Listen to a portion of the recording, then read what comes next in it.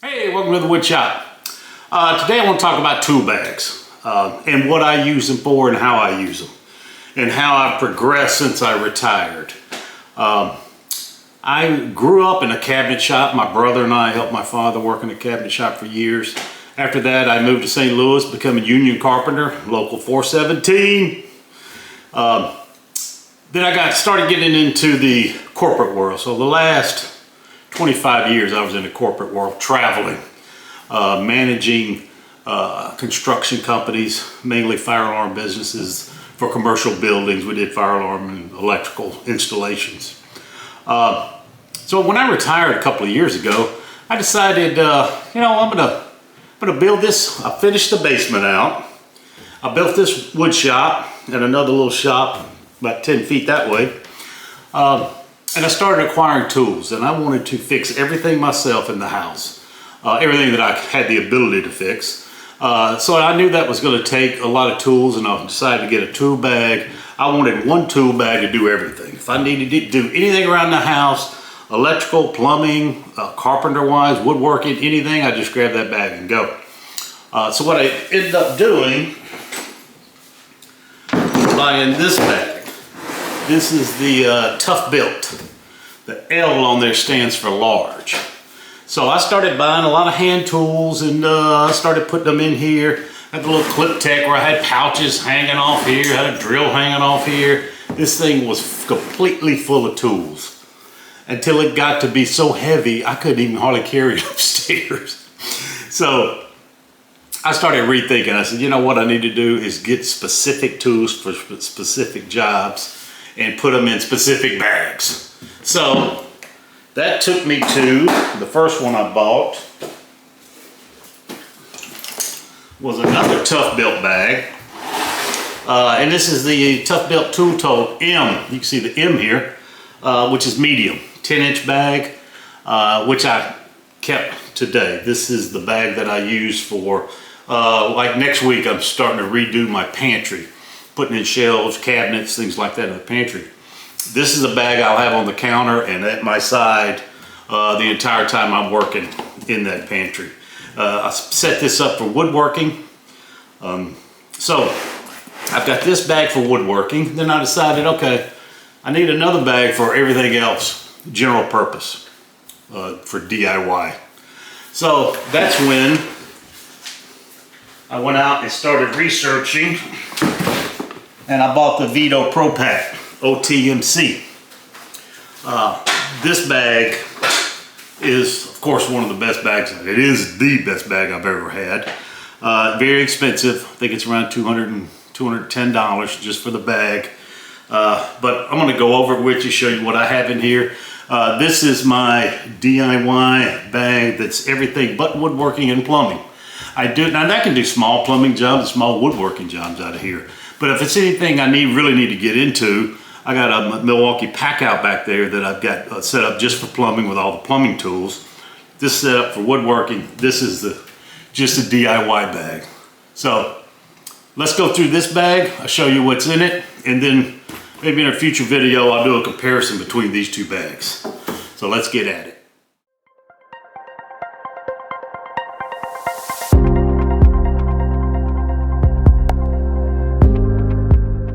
Okay, so here is the loadout of the Veto Pro Pac OT-MC.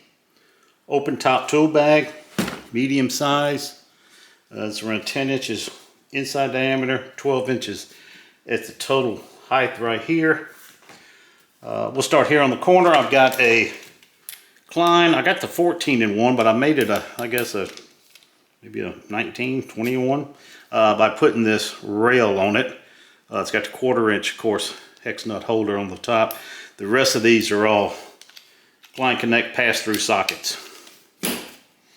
Then just the other day I was at Lowe's and they had these Klein demo screwdrivers with the strike cap on the end for $10, $5 each. If I just picked those up.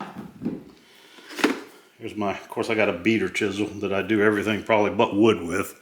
Been using this for years. I got an 8-inch stubby from Klein. And this one is the adjustable.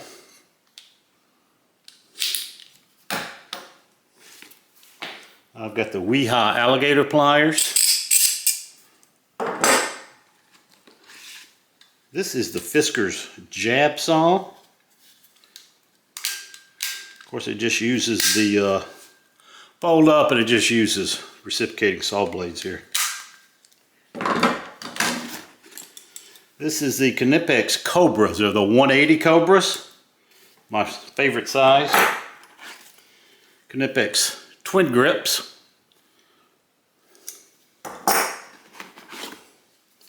Fisker shears. And I did not want to pay a lot of money for this little small bolt cutter, because really I didn't know how much I was going to use it. So I got the Work Pro, and I have cut a couple of nails with it so far. It works great. So I'll probably keep that, so instead of buying the Knipex. Okay, let's go to this end. Got my Milwaukee light.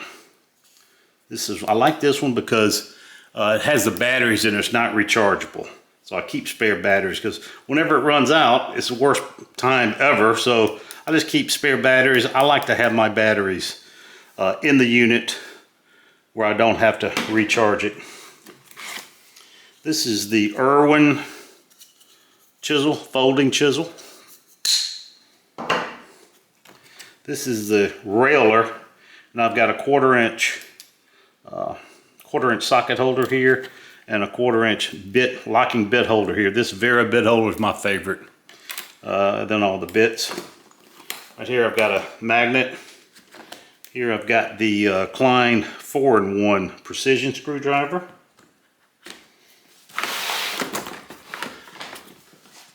The other side here I've got, this is the Woobin E7.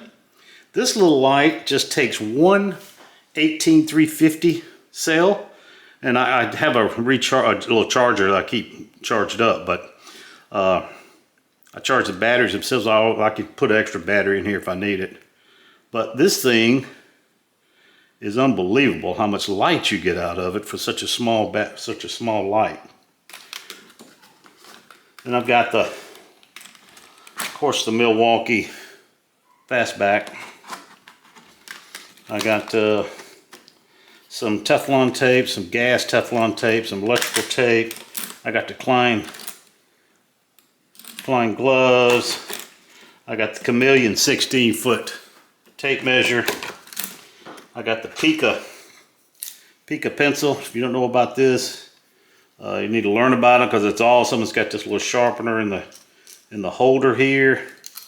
You can just keep this in your bag and just pull it out like this when you need it. Got a nail set here. Got a little O-light here. I like this O-light because it goes in your pocket. You can flip it like this, or if you want to, you can flip it around and put it on your hat. So it'd be like a little headlamp. It's a great light. Okay, then we go to this side. Just picked this up also. I found it on, I think it was KC Tools of the Day, but it's a Wiha demo screwdriver. Big flathead screwdriver. This thing is awesome. Hadn't even used it yet. Then I got another chisel. This is kind of like a beater chisel.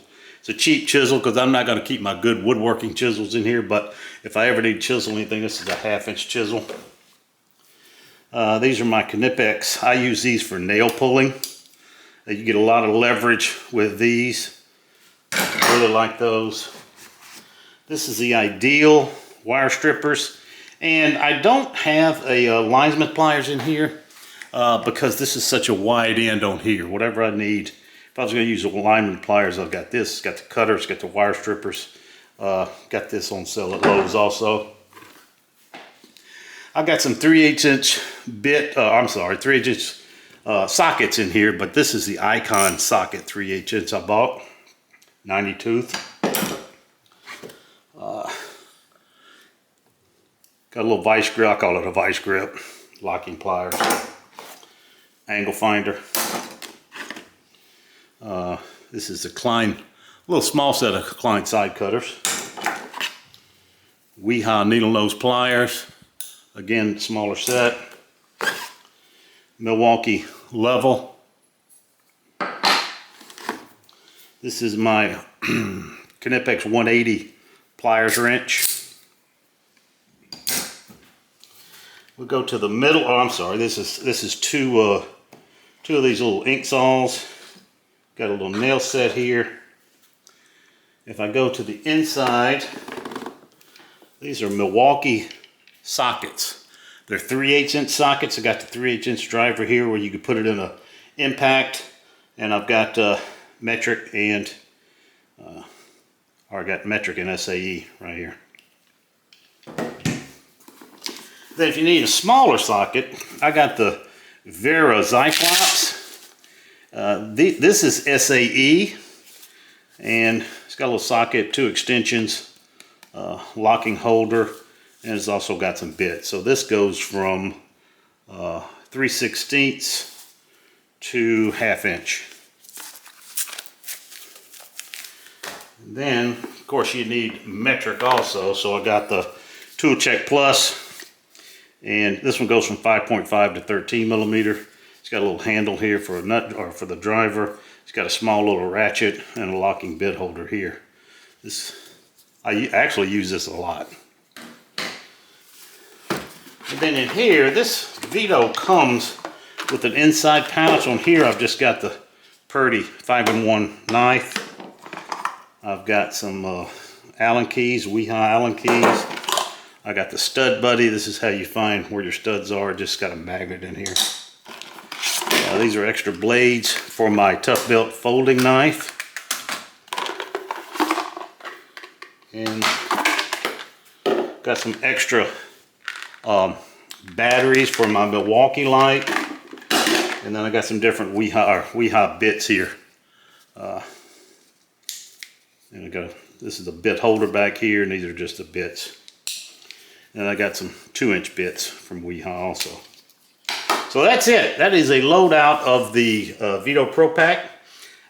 Stay tuned, because I'll be doing another one on the Tough Belt medium-sized tool bag, and then I'll be doing a comparison. Because I tell you, this Veto bag, it's a lot of money. I realize that.